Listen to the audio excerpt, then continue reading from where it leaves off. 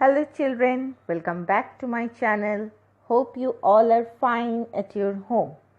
Today we are going to discuss about class 10 geography second chapter forest and wildlife resources. Do you remember what we have discussed in our last session?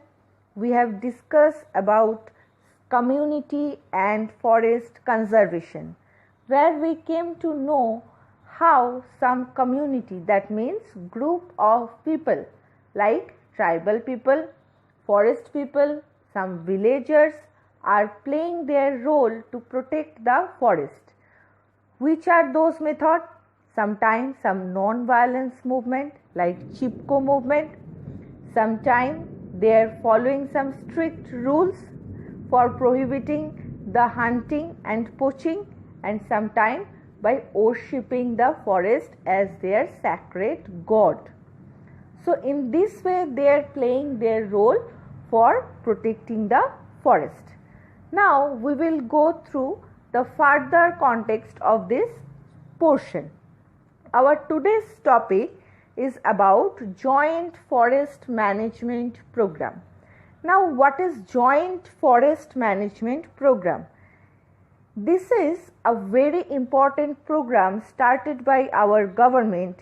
It is defined as a concept of developing partnership between fringe forest user group and the forest department.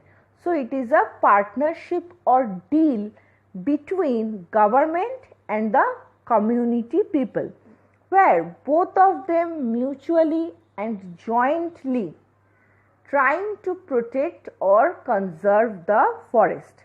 And in this program both of them have some responsibilities for the protection of the forest.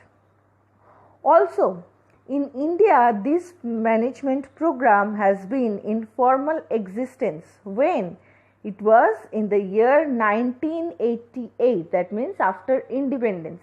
And which state first time initiated this program? The state is Odisha. Understand this one? Okay. So next you can see in this map that these are the most vital states where the biggest portion of the forest is under this program, that means Joint Forest Management Program. Which are those states? Mainly Rajasthan, Gujarat, Madhya Pradesh, Maharashtra, Andhra Pradesh, Odisha, Chhattisgarh, Tamil Nadu, West Bengal and Nagaland. This is the data received January 4, 2014 from Down to Earth, September 2011, Environmental and Science Magazine website.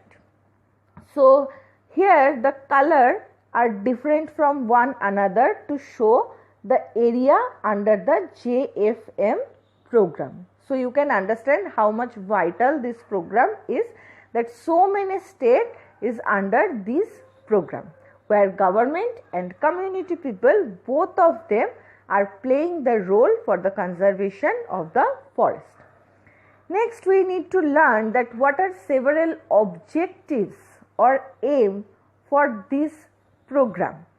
First of all, to analyze the history of forest use and management, to analyze the social and economic characteristic of forest user and interrelationship of these factors. So we need to understand that the forest, it has a interrelationship with social as well as economic factors. To analyze the relevance of appropriate cultural factors, because forest is a part of our Indian culture, and to apprise the perspective, to praise the perspective of forest user as well as the forestry staff.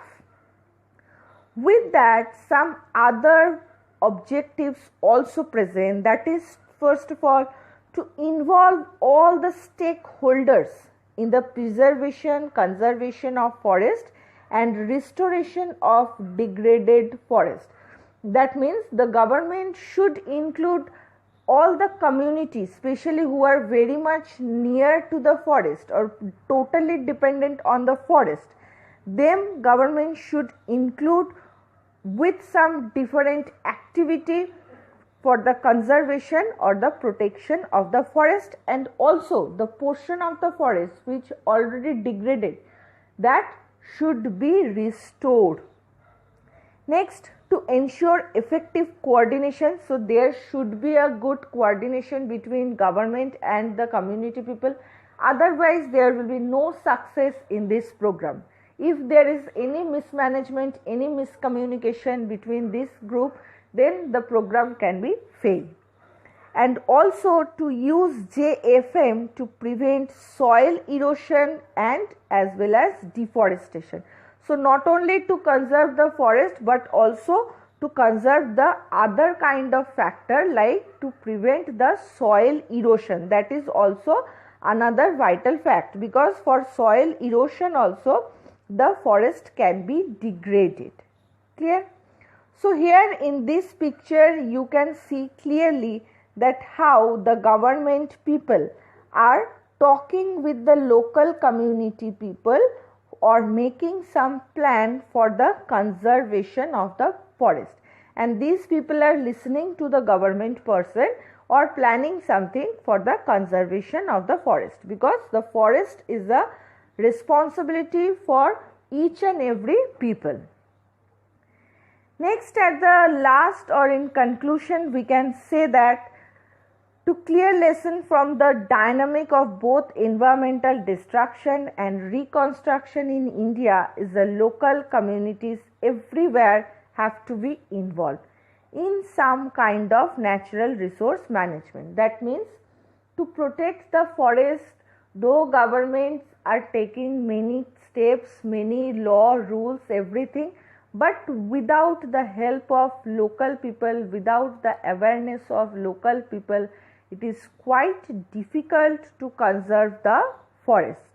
That's why government have to give some importance to the local villagers, local tribal group, to help them to conserve the forest.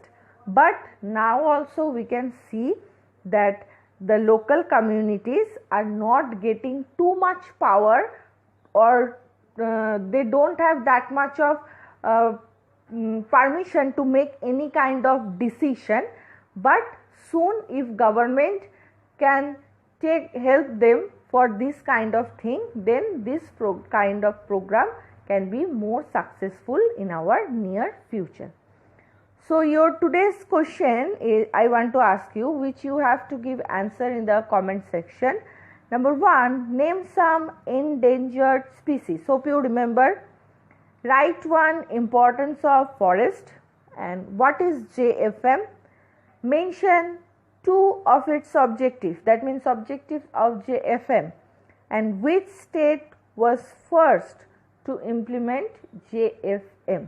So learn this chapter very nicely and prepare yourself for your examination and as well as to enhance your knowledge. Thank you, students.